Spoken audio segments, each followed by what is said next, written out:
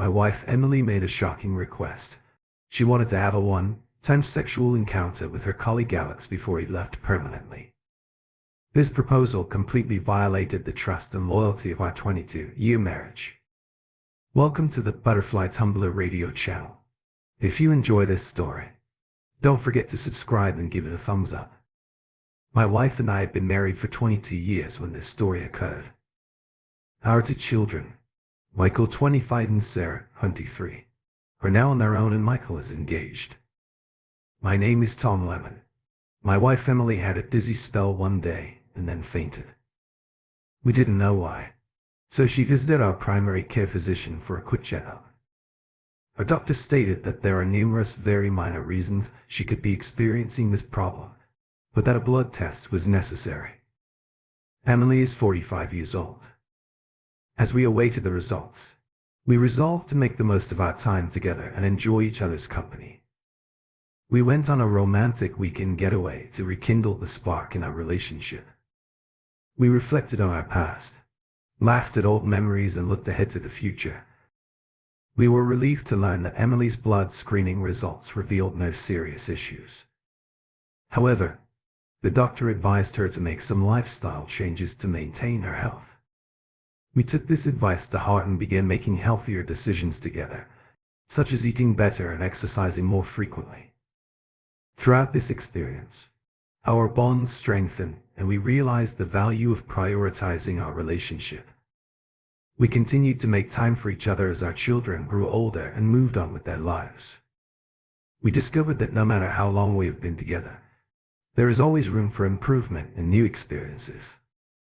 Emily has always maintained a healthy lifestyle, only going to the doctor for routine checkups. We were told that the blood test was just an extra precaution. Fortunately, it arrived at the appropriate time and proved to be extremely valuable. The doctor invited us to his office to discuss his findings. This raised concerns in my mind, but Emily appeared unconcerned, so I tried not to bother her. He ordered a series of X-rays to be taken as soon as we arrived. Now I was really concerned and Emily looked worried as well. "What's going on, Clark?" I inquired after Emily left the room. He responded, "There are some irregularities in the blood work. We will figure it out." When Emily arrived, she seemed more subdued and reserved. Our conversation was limited at the time. She mentioned being nervous, as did I. After a considerable wait, John eventually returned and took a seat. "Emily, I need to deliver some difficult news to you. Had a small growth on your reproductive organ, but do not be concerned. We detected it early and the prognosis is good. There are 2 treatment options available to you. The first option is chemotherapy and radiation therapy, which have a high chance of success but are physically demanding and time-consuming.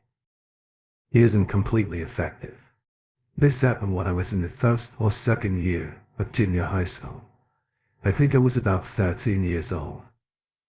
I grew up in the countryside. The second option that I recommend is a histo-CT. You probably don't need your reproductive organ at 45. This option is 100% effective, assuming no other growth occurs elsewhere. We can go into greater detail later, but let's get everything in order. First, as I came out of my initial shock, I heard John say, "Thank you, Clark. It sounds much better than I had hoped." "Okay, honey." Emily's face was pale and trembling, so I gave her a comforting hug. "Everything will be fine, honey."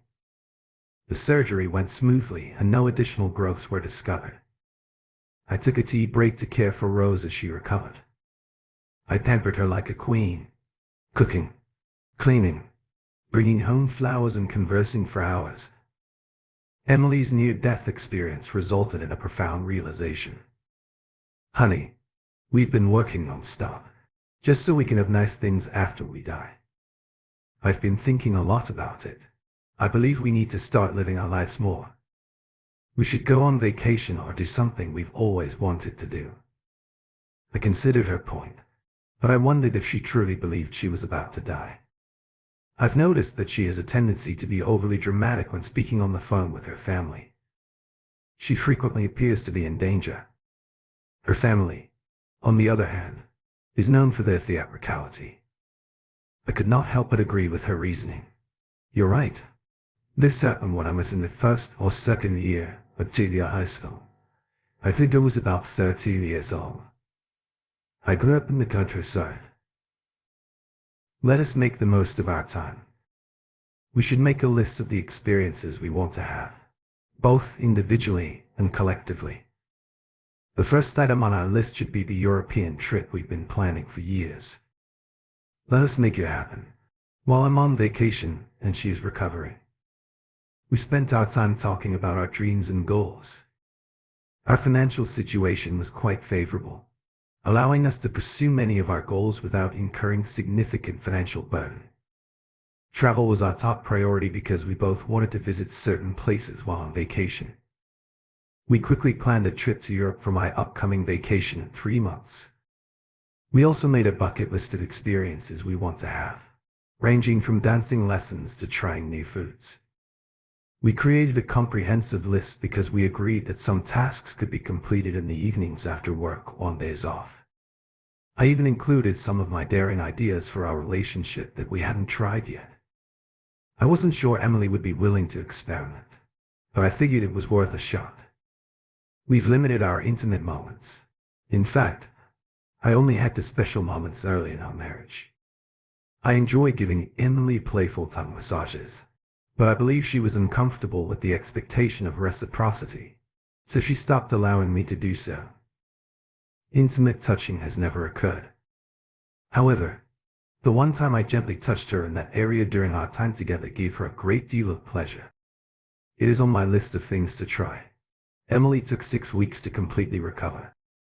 We were unable to engage in intimate activities during that time, so I took her to a restaurant with a unique seafood dish on the menu to help us both check it off our lists.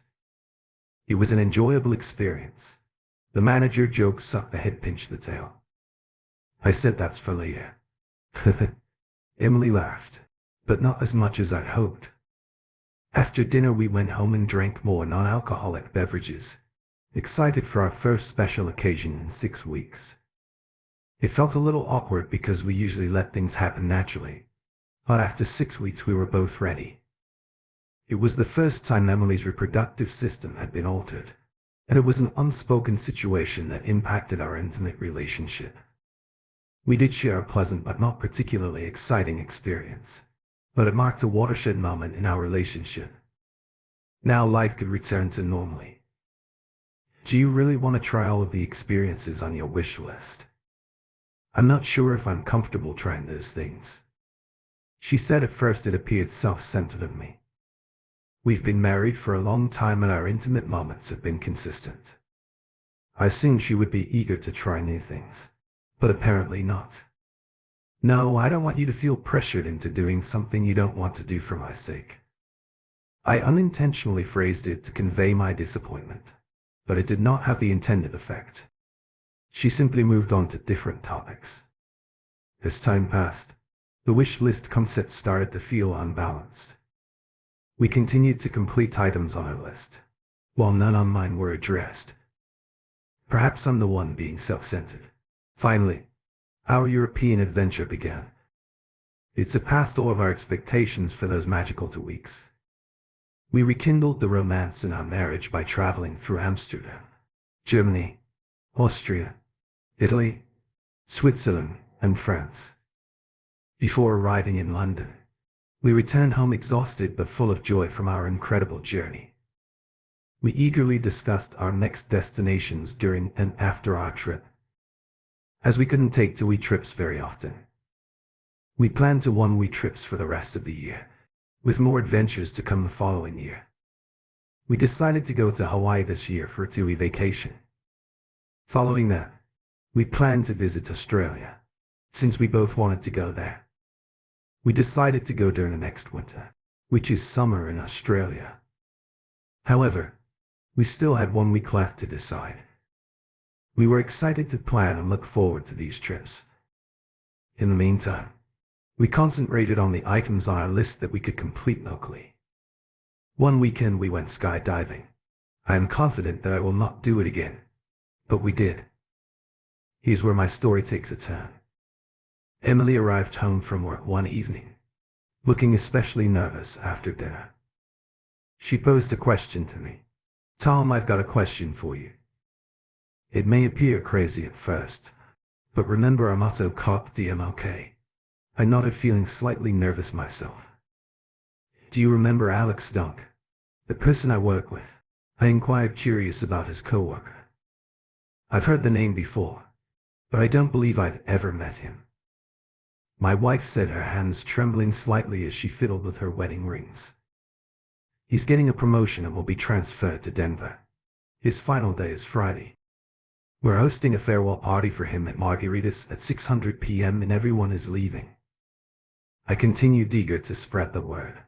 My wife's face flushed red and she looked down at her feet. "No, this is only for employees. The company is paying for everything," she said, trying to hide her excitement. "I don't mind paying for myself," I said, still unsure about the situation. "Can I go with you?" Tom, Alex and I have been colleagues for approximately 20 years. We frequently exchange light-hearted banter, and he flirts with me while I flirt back. Our dynamics are similar to those of a working husband.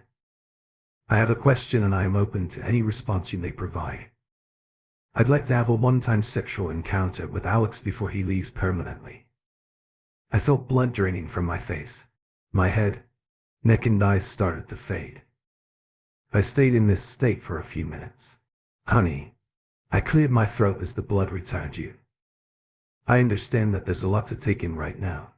Let's sleep on it. Things might look different tomorrow. We can discuss it further over breakfast." I was certain that my eyes were leaking uncontrollably. I felt like a sword had pierced my heart. "What do you need?"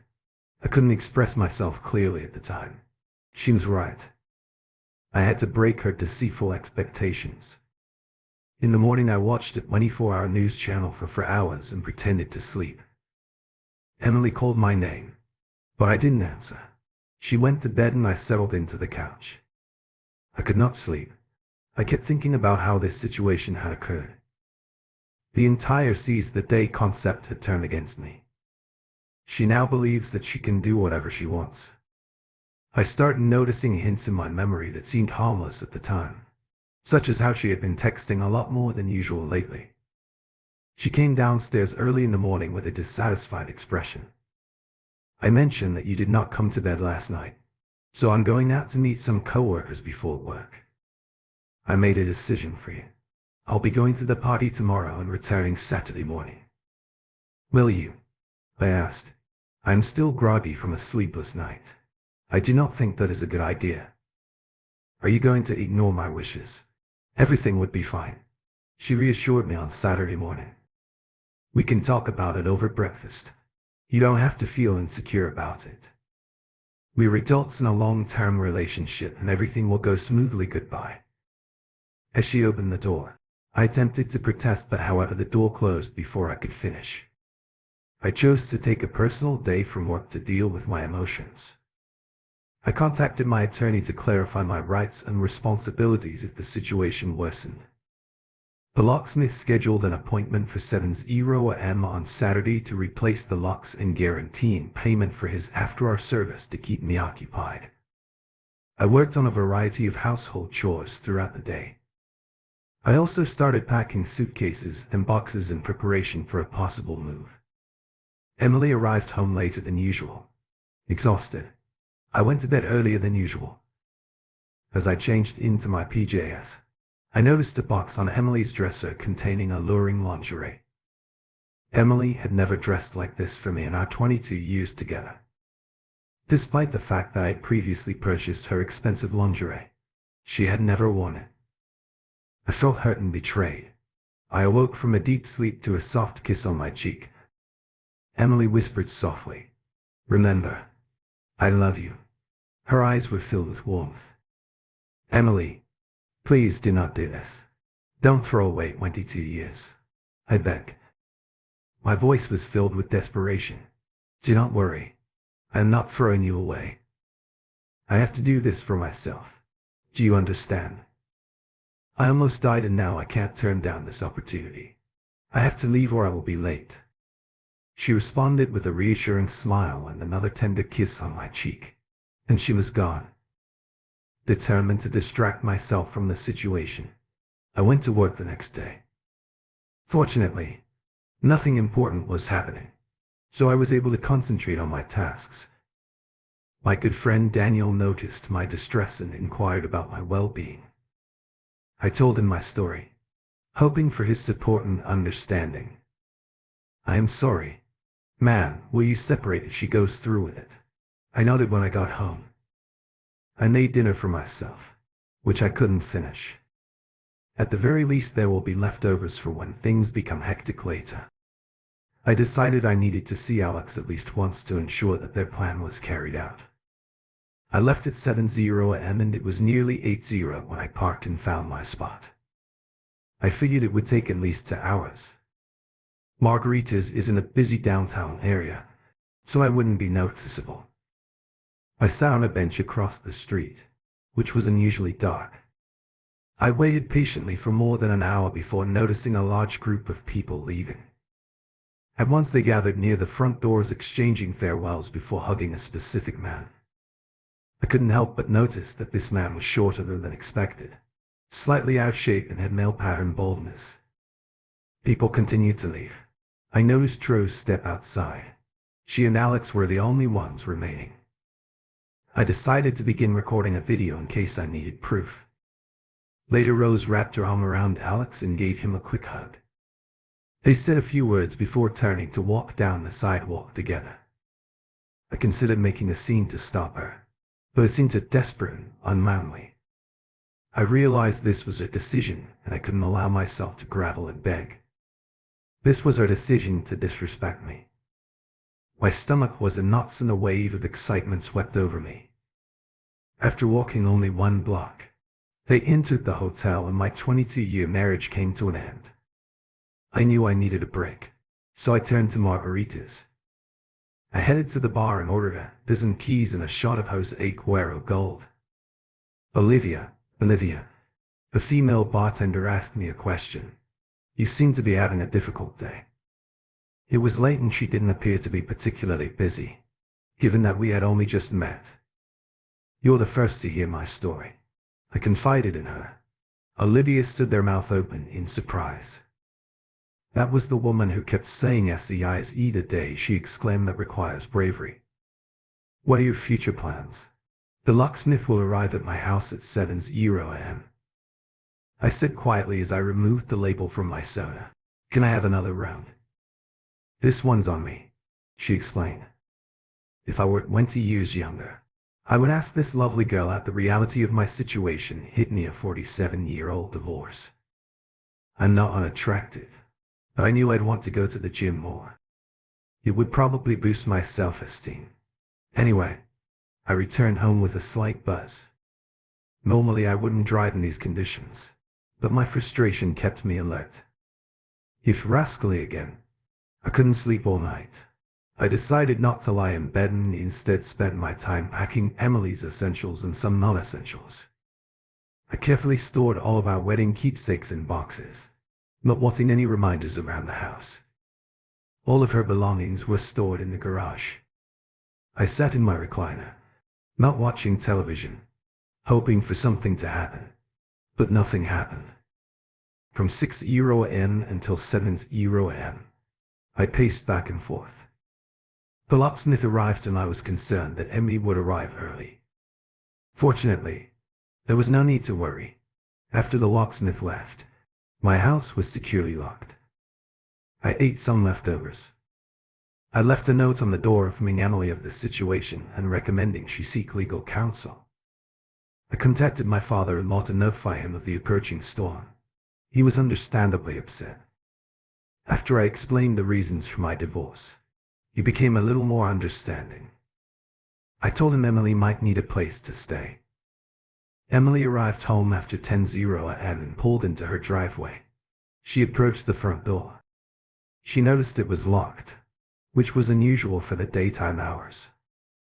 She cautiously stepped to the side and looked into the living room, attempting to gain a better understanding of the situation. Emily quickly grabbed her keys and tried to unlock the door. While inserting the key into the lock, she noticed a small note taped to the door. She carefully pulled it down and started reading. Her eyes widened as she read the section about the locks being changed. Emily, confused and frustrated, tried her key again, but it would not turn. She realized the locks had been changed and she was no longer able to enter her own home. Tom opened the door. What's happening? Let me in so that we can talk. She pulls out her key, knocks on the door and finishes reading. I heard her gasp twice. She's beginning to understand the gravity of what I'm doing. She begins crying. Oh no, doesn't it first? Please, Louise.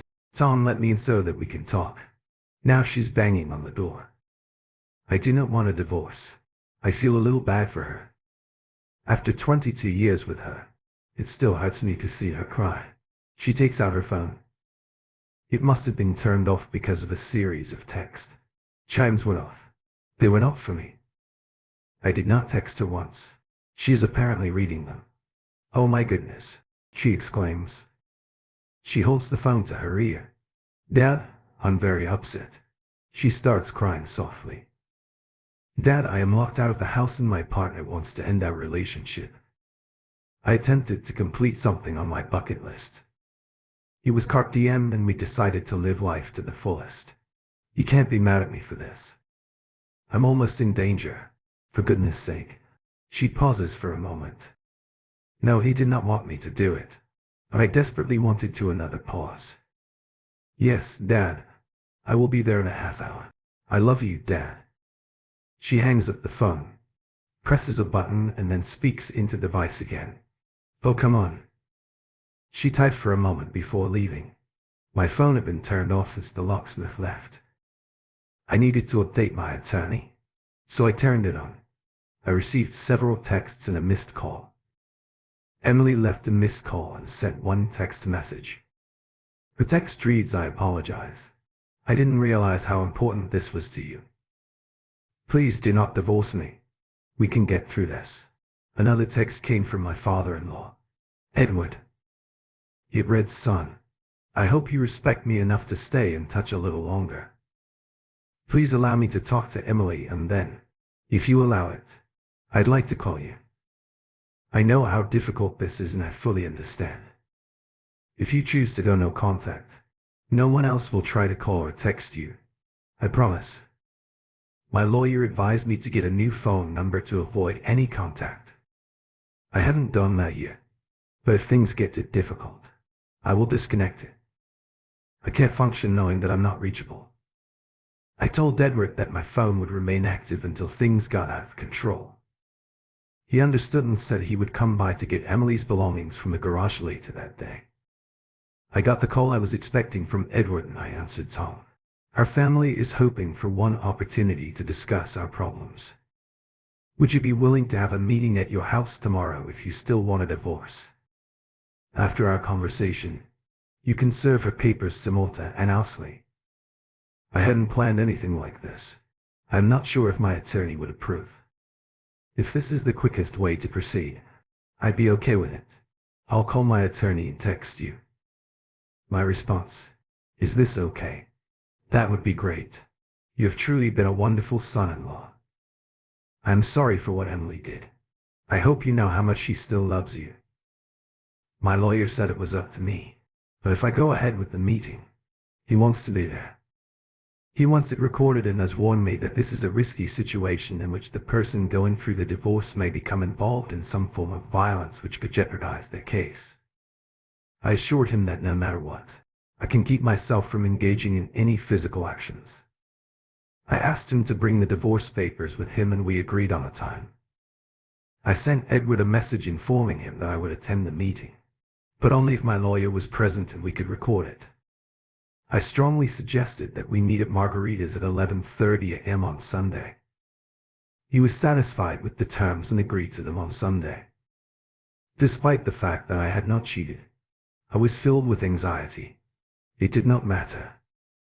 Margaritas open at 11 am on Sundays. When I arrived, the place was deserted. I informed Edward that the meeting would begin at 11:30 am, giving us plenty of time to prepare. This must be the quietest part of the week. My lawyer, George, arrived at the same time I did. We reserved one of 3 private jail cell tables downstairs for privacy. As soon as he walked in, George set up a tripod and camera and started recording. He patted my back while carrying our divorce papers in his briefcase. "Are you prepared for this?"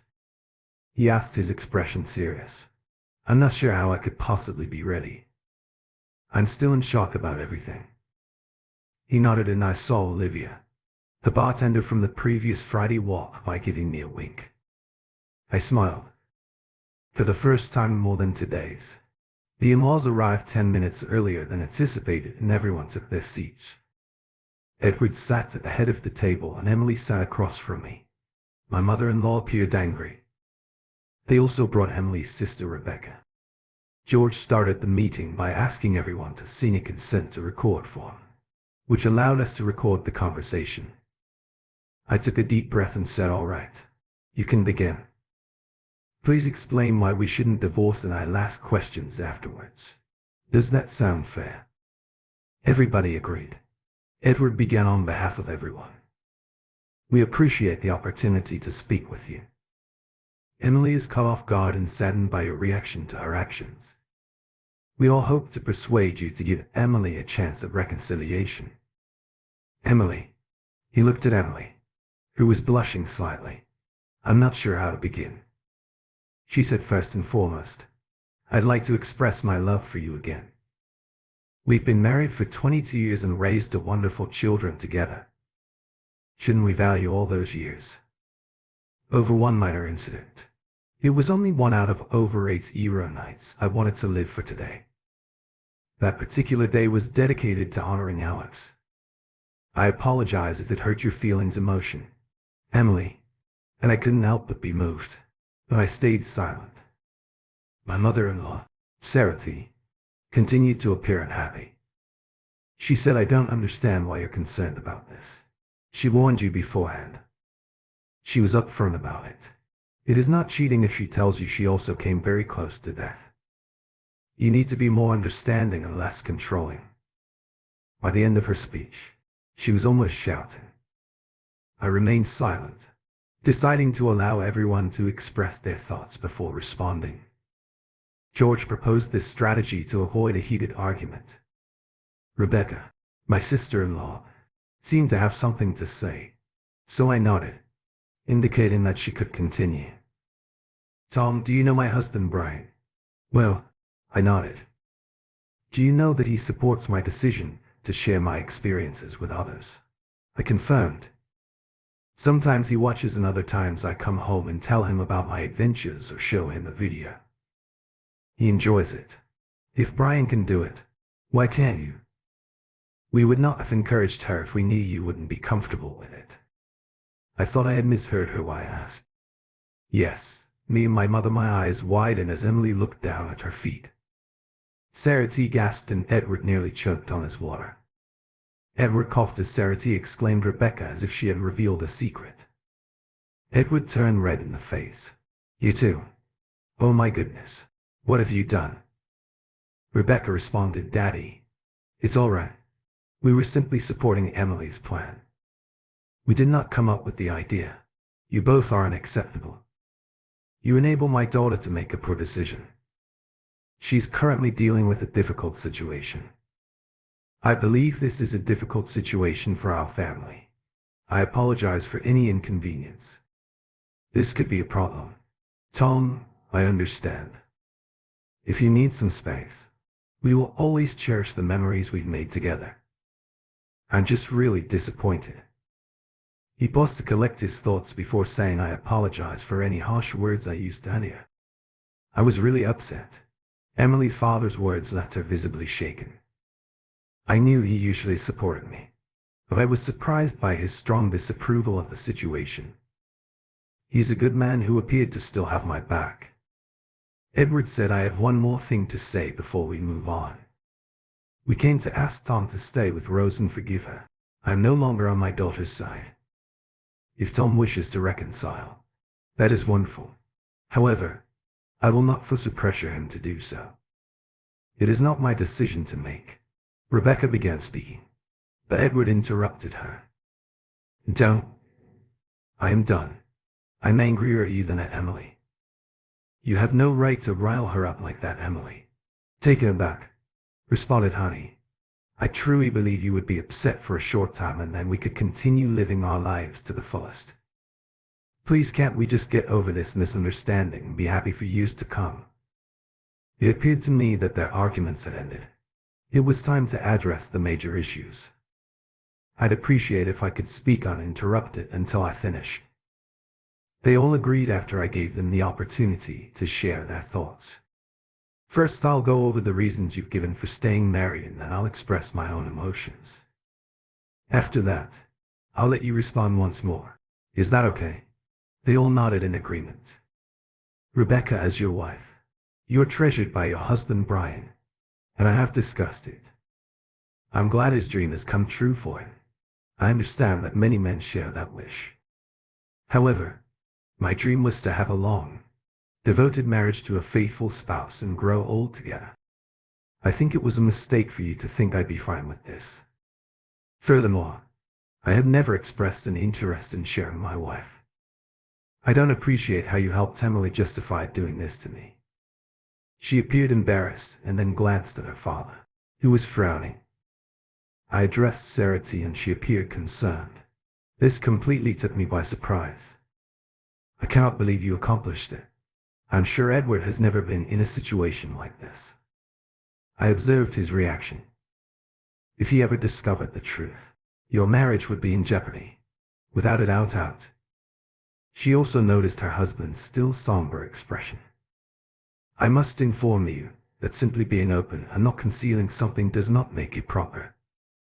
She told me she was going to betray me and I expressed my disapproval. I didn't want to throw away our 22-year marriage, but she went ahead and did it. You did not intervene. Instead, you supported her. Your actions have left me deeply disheartened. I wish Edward had learned about it sooner. In retrospect, I should have contacted him, but I didn't want to involve the family. You also mentioned that she nearly faced a significant challenge, but she was never in real danger.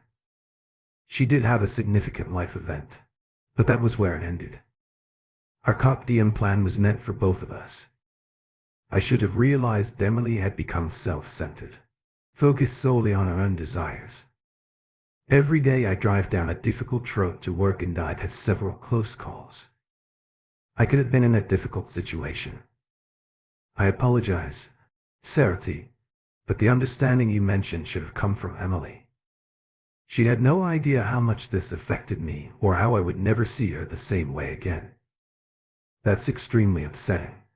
I was not trying to be overbearing. I was simply attempting to preserve our relationship. The people at the table shifted in their seats uneasy, as the waitress brought them another round of drinks. I continued, Emily, and you jumped when I said it was a minor issue. Only one night out of over 8 era. You can't write to reduce the impact, but it is significant. This was a major event. You brushed my feelings aside. You demonstrated a lack of respect for what you refer to as a minor issue. You do not respect me or my emotions. You only care about yourself and captivate. That is fine. Now I know where you stand. I am not ending my 22-year marriage. I am working on the next 22 years. Emily was crying. I said that was all I had. I yielded the floor. Everyone just sat silently listening to Emily cry. She looked up and said, I respect you. I simply made a mistake in judgment. Can't you see that we belong together? Do you have any respect for me? I inquired. She responded with a nod and wiped her nose. The bartender passed by, first smiling and then becoming serious. I am sure it was a solemn moment. Give me your phone. I insisted while she inquired, her voice trembling. If I don't find any disrespectful content on your phone, I'll cancel the divorce. She tried to stand up. Where are you going? Emily halted her journey to the restroom. If you bring your phone, you lose the deal. Hand it over now or never. She complied by sitting back down and sliding the phone across the table. I turned it towards her and requested her fingerprint to gain access. Naturally, I began by reviewing her text messages. I didn't see Alex's name among her contacts. Alex goes by what name? I understand you had to be texting, but his name is not in here. I will look up every single name until I find him. Just tell me, Charlotte, she said, blushing. Thank you. Here we go. Friends discuss the usual topics. Oh, you sent him a picture. This is not unexpected. Wow, you sent him pictures from 5 years ago. Wait, that's when your previous phone died. I bet it went even further back, didn't it? They call this a close friendship, unless you were doing him too, but I doubt it so. Did you know you were about to face a challenge even then? Or were you simply making plans until you found a genuine reason to support each other? I'll just read a few highlights. Now Tom's expression changes while he reads out. Your Tom has no idea. He's kind of oblivious in that regard. Let us see. Okay, here we go. He's snoring next to me like a clueless buffoon. Here is one Tom and I never had any enjoyable moments together. He simply doesn't do it for me. Oh, we have a winner. I do not love him as I used to. Tom looks up from his phone. Is what you said correct? True. Emily shook her head. No, I am sure there is much more in here, but I believe I have made my point. Tom looks at her phone. Why do you keep the calculators on your phone? Emily jumps up and grabs the phone. No, she whimpers. What is the passcode? Never mind. Let me guess. There we go. Oh no, here are all the pictures. Woo, that one isn't particularly nice. Oh, there's a video. A lengthy video from 2 days ago. Let us see what that is. Emily jumped up. No, don't please. I'm confident you can get the gist just from the sound. I sent myself a copy of the video via email. Then I pressed play. It was nighttime at the hotel. I watched as everyone else listened, except Edward, who left the table. The initial words were, Alex, I cannot believe your husband allowed you to do this. Emily. He was supposed to give me the green light, but I had to overrule him. Alex, are you saying you're cheating on him? Emily. No, I told him what I was doing. I think he will be fine. Alex. Hey, let's get comfortable here. I was looking for interesting passages to read. Okay, yeah. Just to be clear, I have added some new experiences to my bucket list because I've never encountered them. Unfortunately, I had to remove them because Emily stated that she was not comfortable with it. I pressed play again. Charlie, why? Wow, you're very good at this. I'm about to experience a new level of excitement. Oh my, you even handle it gracefully. Your husband must be very fortunate. Emily. He is. That is why he will always support me, like the wonderful husband that he is. I think I could keep doing this and still be confident. Alex, how about I come visit you in Denver sometime? I'll have to see how you do. First, Edward returned to the table and apologized for having to step away. I'll just skip the steamy part for now, I said, pausing when the call ended. Alex, that was excellent. Let us do it again. How about trying it from the back this time? Emily. Sure. Please give me a few minutes to clean up some of this mess. I do need some time to recover. It's a good thing I can't become pregnant anymore. Alex, thank you for setting this up. Michelle. It was very nice of her. Emily. I understand. Right. Leslie and Joan told her about our plans and she wanted to help Alex. Are you enjoying it so far? Emily. Better than I'd hoped. You are bigger than Tom and much better. I had to stop there. Emily. Is Alex bigger than me? Emily turned red. No, I just mentioned that. Were you thinking of breaking up on after Friday night? Making me feel like I was in the wrong. Emily's voice quivered with emotion. I told lies to some people, including Rebecca and my mother. I was having such a good time that I began to believe you might let me pursue my interests. Similar to Rebecca, were you spreading unfounded rumors about me?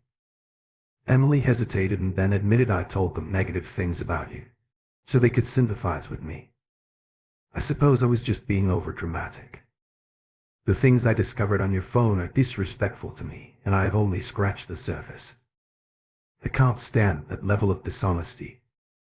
You tarnished my reputation in our community, but it is more hurtful than deceiving everyone else. It deceived me in our own family. I can't keep a marriage with someone who behaves like that. I promised you could all respond once you gave me the floor, so now is the time. Do you have anything else to say or ask? Emily's family bowed their heads in agreement. Edward shakes his head. George opened his briefcase and deposited a large envelope in front of Emily. He said, "Emily and Lemon, you've been served." "Why, Tom? I love you," Emily cried. "I need to live for today.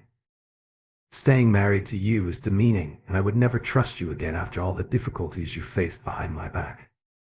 22 years was a good run, but it has all been tarnished. Now you can.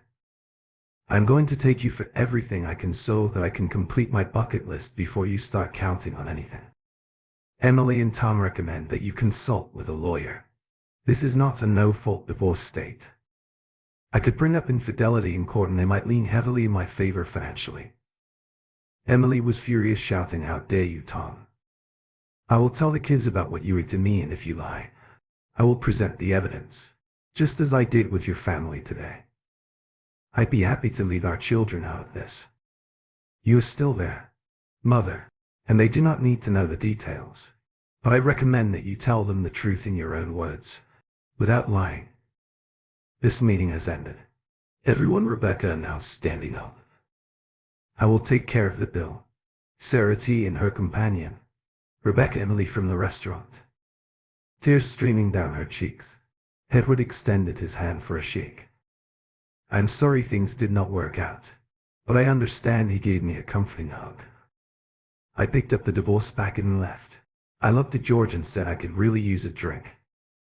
Let hung to his side. "Go up to the bar. I have more to discuss with you." He suggested. I nodded in agreement. We sat at the bar and Olivia approached us. "Your lunch date seemed intense. I hope it's okay to ask, what was that on Friday night?" "That's fine. I don't mind discussing it. That was my final stand against a family." I explained that she had been served and I now wanted to celebrate. Olivia chuckled. "So cut why? Diane became celebration day. Wow, you've got a great sense of humor too. You weren't 20 years older, I would ask you out."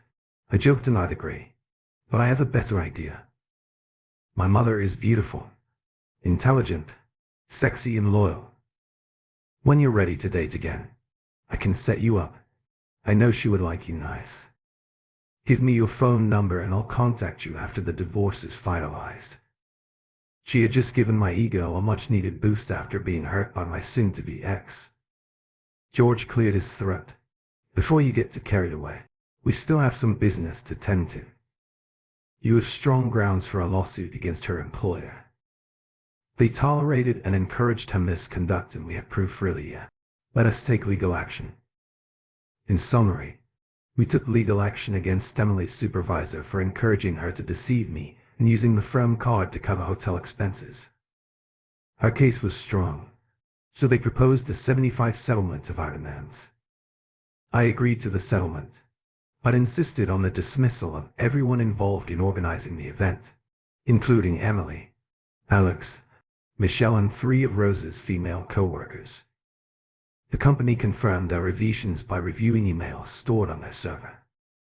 Alex worked in Denver for less than a month before being let go, which was before my divorce began.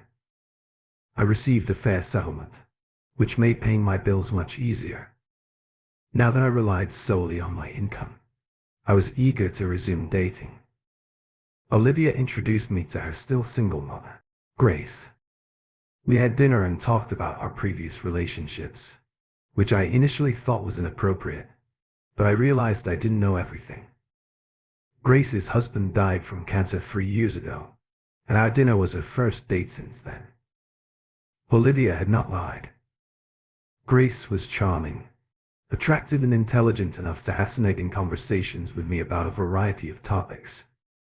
I gradually asked her out and we took our time getting close. We became intimate one evening after drinking a few glasses of wine at her place. Grace was an incredible lover who sought to please me while expecting little in return. I occasionally spoke with Rose, who was upset about everyone losing their jobs. She found a new job that paid less but was adequate for survival. Emily apologized for ruining our marriage, admitting that she allowed others to influence her decisions. She regretted not realizing her mistakes.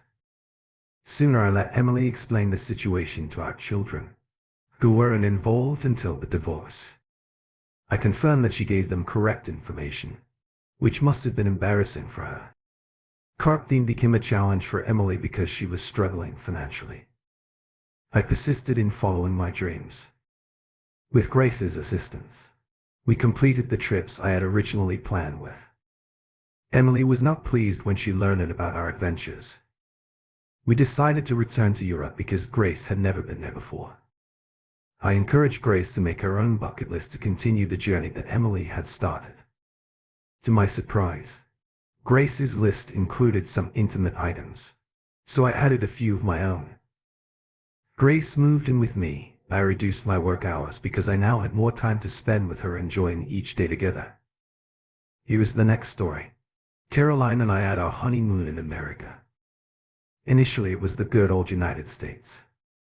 I had my heart set on the West Indies, possibly Martinique, but I was outvoted in the end. I had no regrets. We flew British Airways from Heathrow and arrived at JFK after a few hours. Our attempt to join the Mile High Club failed spectacularly, but it didn't matter. We more than compensated for it. While visiting the East Coast, including New England, coming from Huntington, Cambridgeshire near Cambridge University, we were especially excited about our visits to Yale and Harvard. The biggest surprise, however, was how wonderfully rural New York State turned out to be so different from our expectations. 3 weeks later, Caroline and I were certain we made love in more motels than the average American would in their lifetime. We treasured every moment and promised ourselves on the plane ride home that we would return soon. It was a fantastic plan, but unfortunately real life and our careers got in the way. Fast forward 9 years and I, Mark Wilson and my wife Caroline, found ourselves in our early 30s, happily married without children and living in a lovely but heavily mortgaged home. Like many people in our situation at the time, we were living life to the fullest. I had recently been promoted to a junior director position and consulate for a leading company in high-tech incinerators. Despite being a small company, we were expanding and I had been fortunate to grow alongside it. Under my boss, Kevin, who was practically the owner, I was approximately fourth or fifth in line. Caroline had done well as a school teacher, but her advancement was determined by both length of service and ability. She became frustrated at times as I advanced in my career. In retrospect, I wonder if that undercurrent of jealousy influenced the actions she took later. I could say without a doubt that we were still in love. It may not have been with the same fiery passion as when we first married, but that was to be expected. Our romantic life was not bad at all. We had the occasional week or two of abstinence when we were both under pressure, but these were offset by more frequent bursts of intimate activity when we were in the mood. Our story begins during one of those extended periods of abstinence, with excitement building for a much-needed period of intimacy. We hadn't taken a holiday in nearly a year. Caroline's school term had just ended the previous week and we were about to leave for a well-deserved vacation to the beaches of Spain. Caroline dragged me out the next day to go shopping for new holiday clothes. Predictably, I ended up with only one pair of shorts, while she chose for her 5 new outfits, each more revealing than the last. The last outfit she chose set off a chain of events. Caroline was more adventurous and staring while on vacation, often doing and wearing things she wouldn't normally do at home. She seemed to have already embraced the holiday spirit, and the blouse she chose reflected this perfectly. "Do you like it?" she inquired, holding it up for my approval. "It's slightly transparent." I noted with no real disapproval. "Then it's exactly what I'm looking for." Caroline responded, "I'd better try it on." Then she vanished into the changing room with the sheer black satin blouse, leaving me with 6 or 7 other men waiting for their wives or girlfriends. I wondered if Caroline would make her own decision or come out to model it for me. Knowing she wore a fairly skimpy bra that morning, I figured a few guys would be in for a small treat if she did come out. It was directly into the waiting area. There was no peeking around the corner or calling me over quietly as someone would do. However, I made a mistake in one respect. The bra, she must have been wearing the skimpy one earlier, but she took it off to model the blouse. Male eyes, including mine, widened in surprise as Caroline spun around to show off her new blouse, officially showing it to me but still capturing everyone's attention. It was black. It lacked strength. What else could I say? It provided her with some protection. It provided adequate coverage for her. I couldn't really say that. What word or phrase was I looking for? Hit her. No, she protected her assets, certainly not. Her breasts were well covered, not really protected her modesty hardly at all. It would have been less erotic if she had been stripped to the waist. And she loved it. I couldn't honestly say I was upset, but she loved it. The cheeky cow. Caroline purchased the blouse and we moved on to the next shop. Then we got a new bikini, if you could describe it that way. She disappeared into the changing room, appearing to take her time. She eventually drew back the curtain and stood there for me to admire. Bloody hell. My heart was pounding as I stood there looking at her. I was aware that at least a couple of other guys waiting around were also getting a good look. Caroline, I should mention, is a very attractive young woman. She stands about 5'3", is reasonably slim and has boobs that, while not larger than a B-cup, are thrust out firmly as if issuing a challenge. "Where is the top?" I asked her once I had regained my ability to speak. Caroline exclaimed excitedly, "We're going to Spain. Who needs a bikini top there?" True. We had been there the year before, and after the first hour or two, my wife had removed her bikini top and joined the many other topless women. To my knowledge, she never dealt with it again the entire time we were there. However, a department store in Cambridge was not a Spanish beach. "Do you like it?" Then she demanded, arching her back slightly to highlight how beautiful her bare breasts were. "Love it," before I could say anything. At least 2 of the admirers in attendance responded. Caroline giggled at the attention she was receiving and to offer a different perspective. "Can I have it?" Then she asked me, as I stood there, unsure whether I should be embarrassed or turned on by her performance. I gave her. One of the guys joked and the others all laughed. "Okay, you can take it," I told her before the situation got out of hand. On the way home in the car, I started thinking Caroline wouldn't normally act like that. So something was amiss. My wife, Caroline, is one of those strong, willed women who may have done something to upset her. She felt compelled to retaliate. For months, she had flirted with one of her colleagues in front of me, which culminated in her kissing him on the dance floor. While I stood there watching them, I wasn't sure where his hands were for that matter. We had a heated argument later about how she humiliated me in front of everyone. How did she respond? It was entirely my fault. Apparently I had forgotten the anniversary of our first date a few days earlier, and she had decided to make me pay for it. When was the last time we celebrated something like that? For Jesus' sake then. About a month later, I arrived home late when we were supposed to go out to dinner. I was stuck in traffic for hours on the way back from a meeting with a client up north, and an earlier accident on the motorway had delayed me. I even called to say I was going to be late, but it didn't help. When I got home, she had already gone out and left a note canceling the dinner reservation. There's no indication of where she went. She just called me in a few minutes, so I could join her. It turned out to be more than 3 hours later, and it wasn't so much an invitation to join her as a demand to pick her up and drive her home. I told her exactly what I thought of her and that she could find her own way home. She had gone out alone. She was capable of returning home on her own. There are plenty of guys here who would gladly bring me home, Mark. I'm just not sure how I could repay them for their kindness. They were her exact words. When I reached the club, I was fuming. It didn't help that I discovered Caroline, surrounded by a group of young men. The majority of them, at least 5 years younger than her, were clearly hoping for a memorable ending to the evening.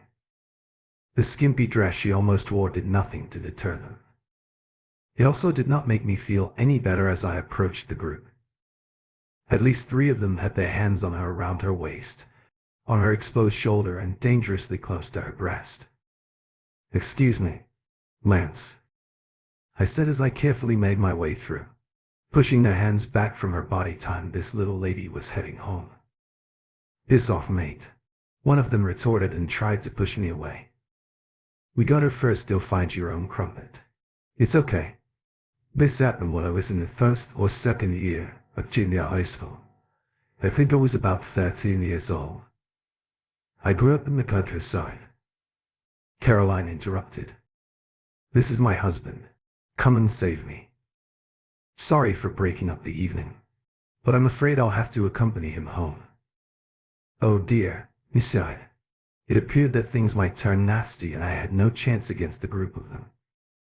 They were not pleased. They were clearly under the impression that Caroline was leading them on and that I was there to spoil their fun. 2 of them, including the belligerent one, began pushing me around. It hadn't been years since I'd fought, not since school days, but I'm not the type to give in easily, so I pushed back. It was getting out of control until Caroline intervened again. "Come on, guys," she scolded them. "Will you leave him alone?" That calmed things down a little, but the atmosphere remained tense. Caroline continued as if saving the moment. "I'll kiss you all goodnight, and then hubby and I have to leave." That may have plated them, but it infuriated me. "You kissed one of them, Caroline." I yelled, "Don't bother coming home tonight off." People around us began to move away, and the bartender began clearing glasses from in front of us. Most of the young men appeared willing to back down, but the 2 agitators were just as enraged as I was. Trouble was brewing and I was right at the center of it. Suddenly 2 huge bouncers appeared and began pushing us apart. I can't say I wasn't relieved, even though I was prepared to go for it. "You will not stay there."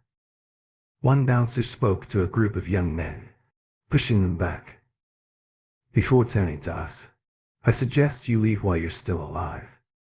Maiden, take that troublemaking woman with you. When your wife is insulted, you may take a stand, but discretion may be preferable." I chose the latter option and dragged Caroline out behind me at that moment. I agreed with the bouncer's decision. The drive home was quiet, but once we arrived, there was another screaming match. We didn't speak for 3 days and I warned her that if she did it again, the consequences would be severe. "So what caused the incidents in the changing rooms?" "Just a warning shot," she explained. "You know I'm not happy that you're working tomorrow morning when we're supposed to be away." So it was only a warning, in my opinion, as crazy as it was.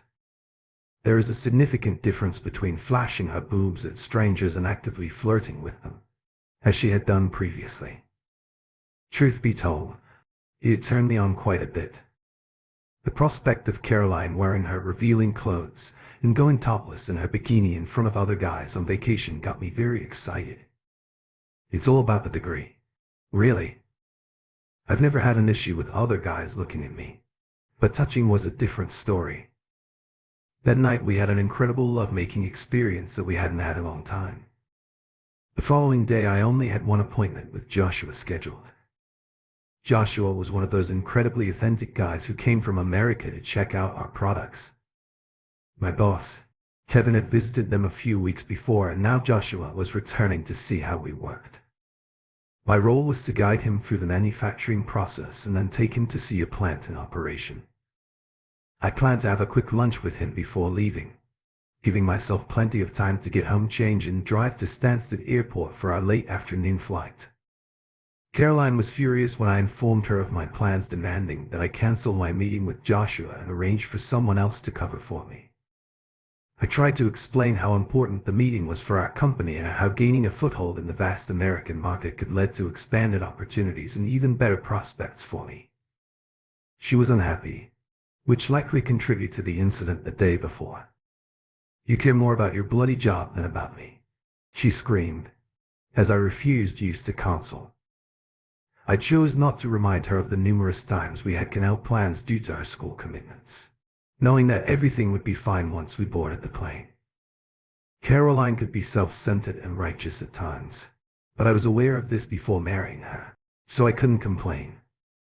I patted her on the bottom, kissed her on the cheek, and confirmed that she needed to be ready and packed when I returned in a few hours. "You'll be sorry if you arrive even a minute late." Caroline spat with more venom than I considered necessary. The meeting with Joshua went very well. I found that I got along well with him, despite only meeting him briefly during his previous visit a few months ago. He asked some very probing questions and handled them well, and by the end of the morning, I was fairly confident that the order would be finalized soon. "Where are we going for lunch?" He inquired around 11:30, and I recommended a nearby pub for a quick bite and a beer. "No," he responded. "Let us go to Mario's, where we can sit more quietly. I still have several things I need to discuss with you." I glanced at the time, realized I was in despair, and agreed an hour later. We were only halfway through our meal and he was grilling me with unbelievable questions. How much did he want to know about our company, our product, and, more specifically, about me? I'd better call my wife and let her know I might be late, I explained to Joshua as I made my way to the restroom, not wanting him to overhear the outburst I was expecting. I chose to wait another 10 minutes before reluctantly interrupting him to explain why I needed to leave, bolting and abandoning such an important client. I realized I still had some time. "Do you want?" Caroline yelled over the phone after I told her, unwilling to accept my assurances that we still had some leeway. "I warned you, Mark. If you were late, you regret it. I'm not skipping this holiday, even if I have to travel without you." I attempted to calm her, but it was futile.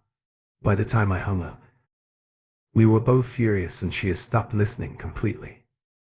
I decided to return to Joshua and explain my situation, then ask if he could make his way back to our plant on his own. That would save me about 20 minutes and make me only 5 minutes late to my house manageable. I hoped Joshua, who was already married, would understand. "Well, Mark," he said, as I returned to the table, "it's time I came clean with you, because I know you're in a hurry and have a flight to catch." Oh no. What was this about? How did he know? Was he about to deliver bad news? I sat down and prepared myself for the worst. I was convinced he was about to cancel the large order that I had assumed was secure. How did he figure it out? I was pressed for time. Why hadn't I been open about my schedule from the beginning? Joshua said confidently, "Mark, I want you to come and work for me. How would you like to move to the United States for a moment?" My jaw dropped and refused to align with my face. "Say it again, please," I requested, once I had regained my composure. "All of these questions, Mark, I was vetting you. Kevin didn't tell you, but we plan to license your manufacturing processes in the United States, and we need someone with your expertise to help us set it up." But that was all I could say before Joshua continued. "Kevin recommended you. Mark is the best candidate for the job. He doesn't want to lose you, of course, but this deal could make Holskins wealthy over the next decade, and he says you are the one who will make it work." "Kevin knows?" I asked weakly. "Of course he does, Mark. He didn't want to say much." until I met you and realized you were the right person. I fell back into my chair. A warm, exhilarating sensation washed over me moving to America as an executive for a large corporation. Caroline would be overjoyed to learn that her dream had come true. We often talked about our wonderful time there, and she expressed the desire to return someday. But I never imagined going back under such incredible circumstances. Joshua outlined the offer. I can't believe my ears. We had a staggering number of salary share options, a company, a BMW, and an apartment before finding our own place. It appeared too good to be true. You have a plane to catch, young man, he concluded. Perhaps you'll let me know your decision after your vacation, after you've had a chance to discuss it with your wife. I'll get it to you. Now, I burst out, unable to contain my excitement. I accept, and I am confident my wife will too. We stood up and shook hands, finalizing the life-changing agreement.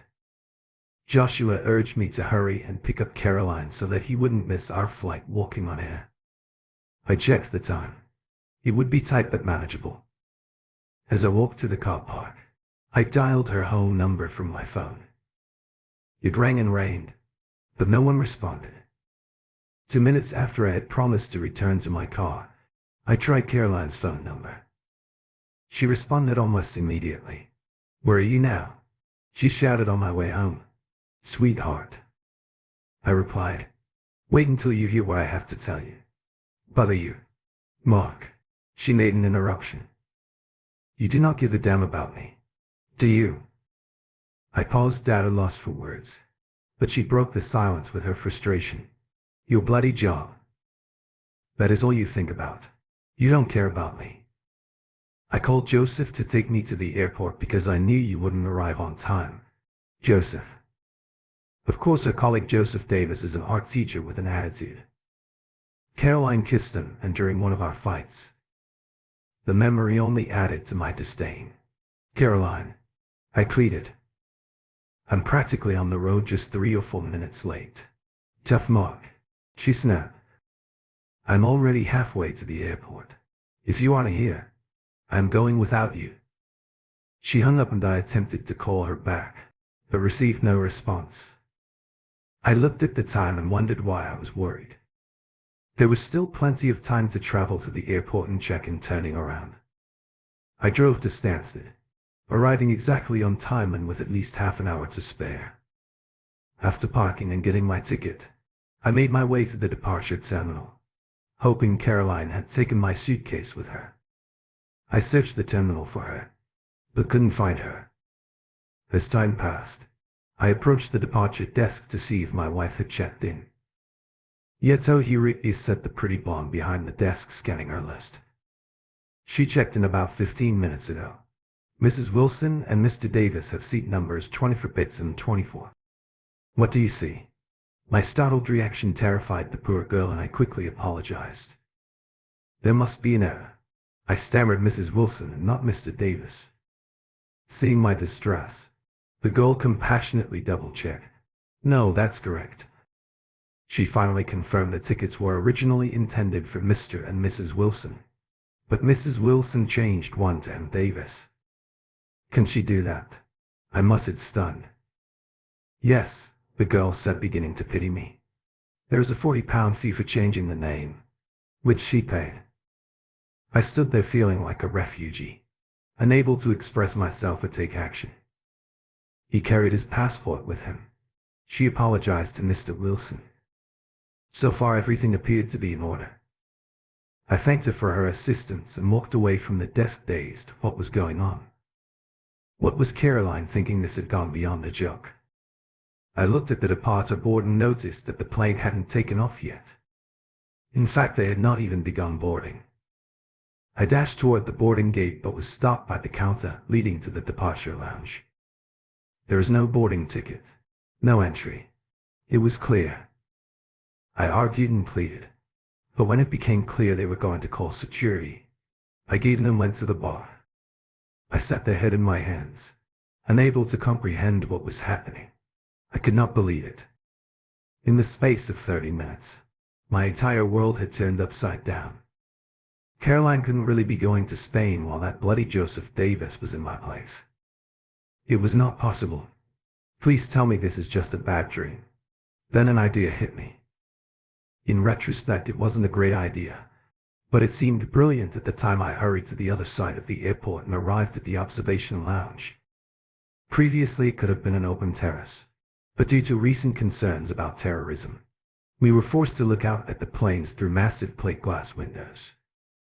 To my complete surprise, I spotted my wife Caroline walking across the tarmac toward a waiting Boeing 737.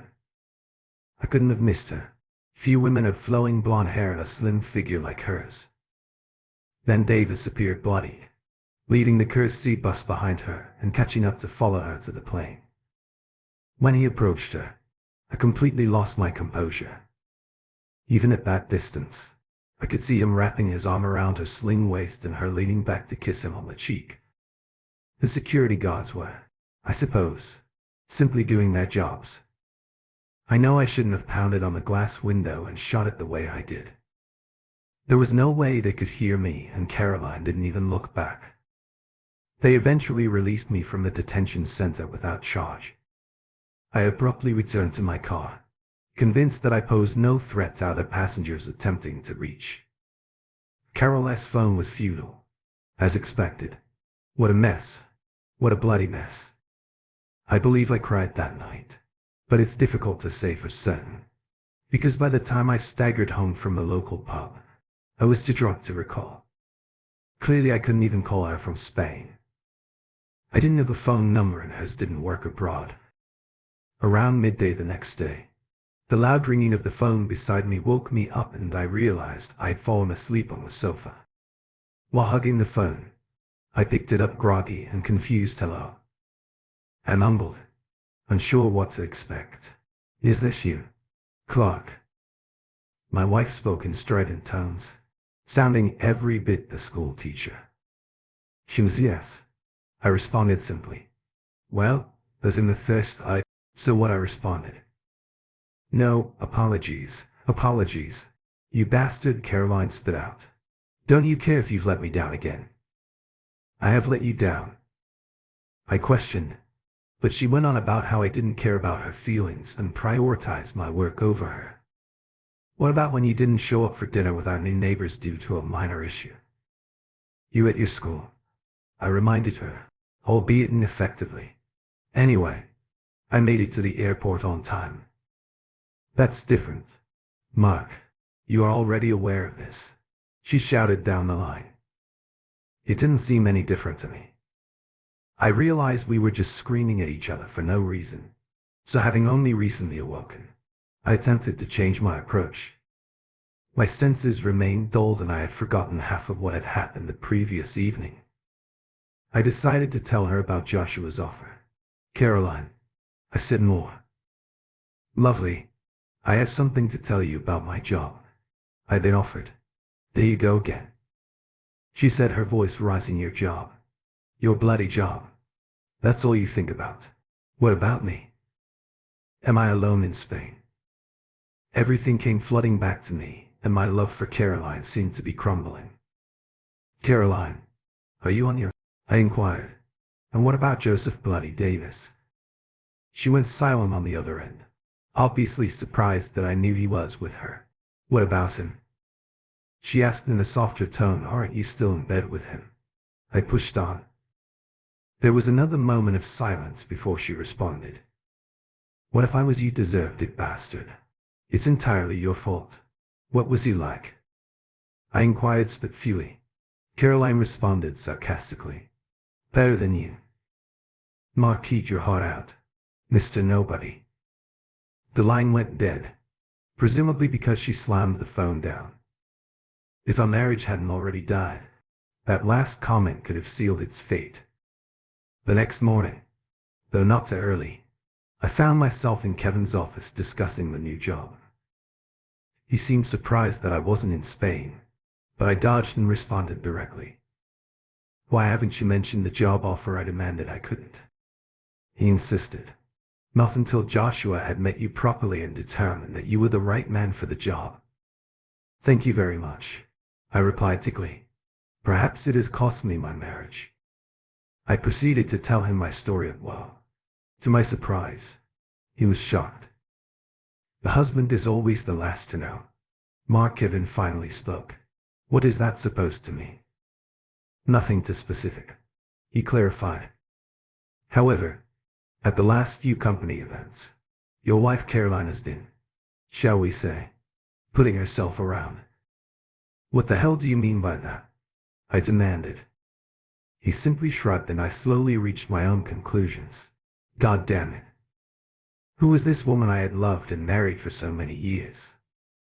Wait until you see the mainland, Kevin said with a smile, trying to change the subject. Matthew, I inquired, not particularly interested, given everything else on my mind. Mainland, she's every man's dream. He declared. Dream? I inquired, still lost. She's your new secretary. Sorry, personal assistant. He told me with glee. An Asian American. I met her last month while I was out there. I simply stared at him in disbelief. Lucky bastard. He spoke wistfully. He waits until you see her. You lose one. You gain one. The next few days were hazy due in part to my marital problems and the speed with which my transfer was taking place. As eager as Joshua was to get me out there working for him, the other party was also attempting to formalize the license. It felt as if my feet were barely touching the ground. Caroline called again. I knew she wouldn't. Somehow I knew it would be mid-morning. Hello, lover. She said, I'll call you to let you know how wonderful it is here. I have something to tell you. Caroline. I started just like before. Never mind that, lover. She interrupted me again. Are you prepared to apologize for your attitude? Yet, sweetie pie. Look, Caroline. I attempted to say, ignoring her mocking tone. I really have something to say. Sorry. Love. Caroline broke in. I made no effort to interrupt her. I still love you very much, and when you're ready to say sorry, we can move on with our lives. But in the meantime, I have someone else to keep happy. I simply put the phone down. I'm not sure if she beat me to it. Caroline sounded drunk, not completely insane, but beyond the point of comprehension.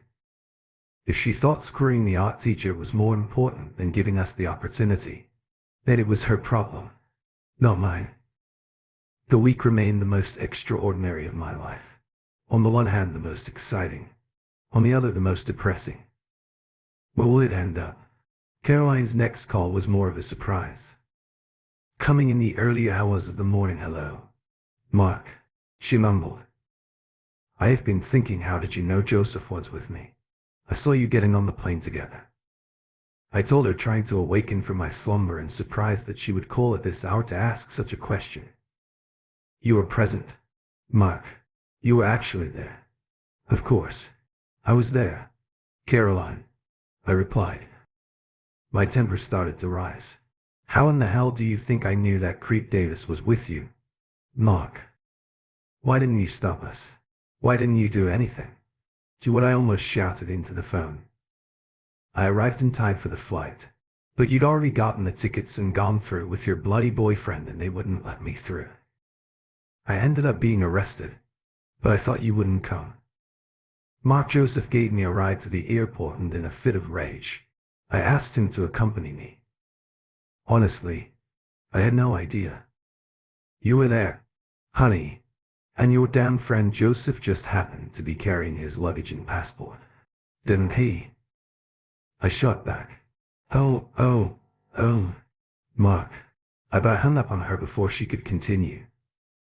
I believe she called several more times, but I was either too busy making arrangements or simply did not answer.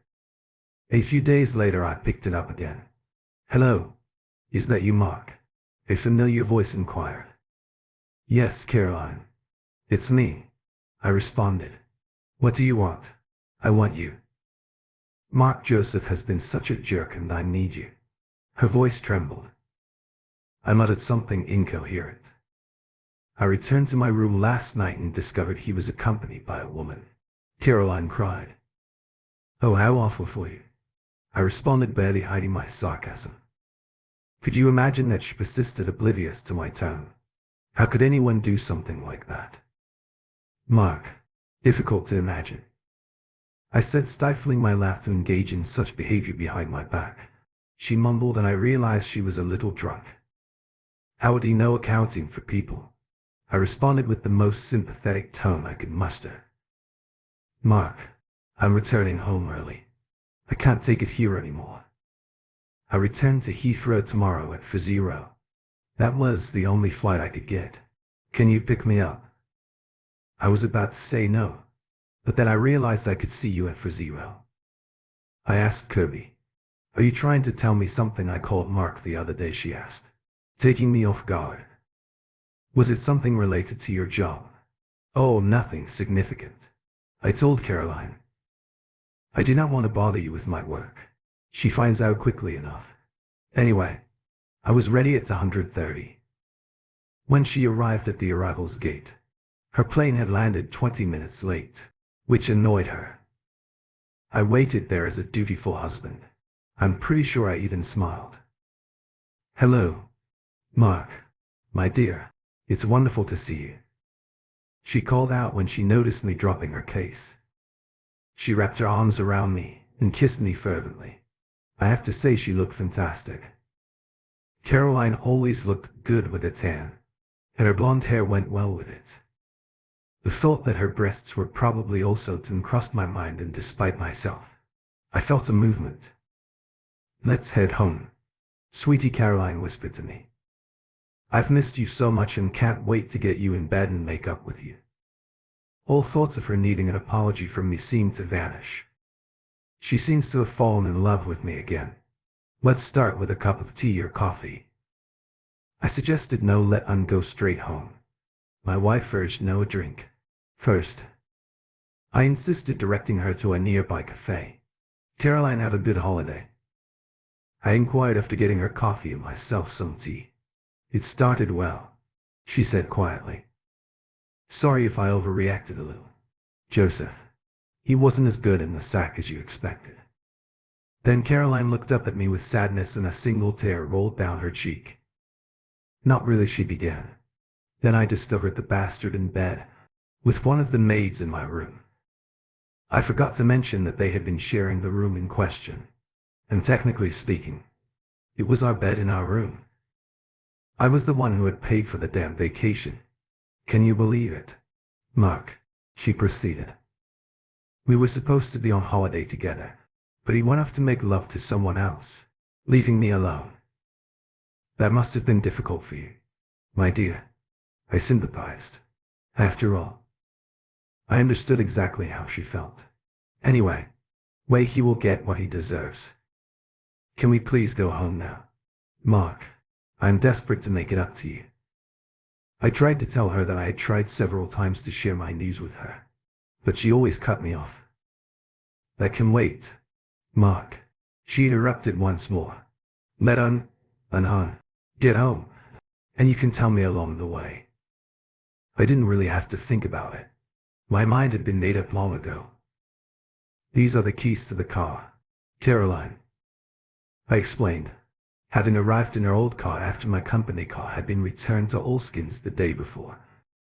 And here are the keys to the house. They are all yours. Ours? You mean Mark, right? No, Caroline. It's all yours, or yours, only yours, I explained. The titles have all been transferred to you, and the bills have been paid through the end of the month. If you choose to sell it, there should be just enough money left over to cover another couple of weeks in Spain. Caroline looked at me blankly, unable to understand what I was saying. By the way, I noticed that one of your tires is nearly bald and the gearbox makes an unusual noise. Caroline continued to stare at me blankly. So, Caroline, I've been trying to tell you that I've been offered an incredible job in America, excellent salary, fantastic benefits, and everything I could possibly want.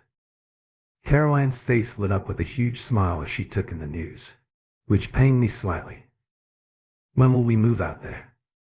She asked enthusiastically, temporarily forgetting her previous conversation. In 40 minutes I'll be leaving on a British Airways flight.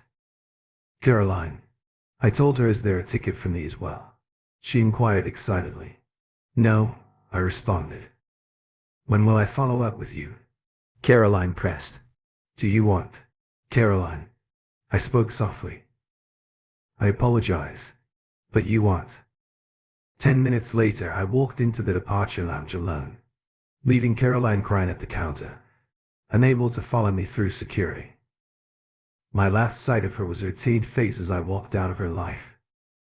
It was a cruel sense of déjà vu, except that the tables had turned only 10 days before I'd been the one standing at a desk unable to follow the person.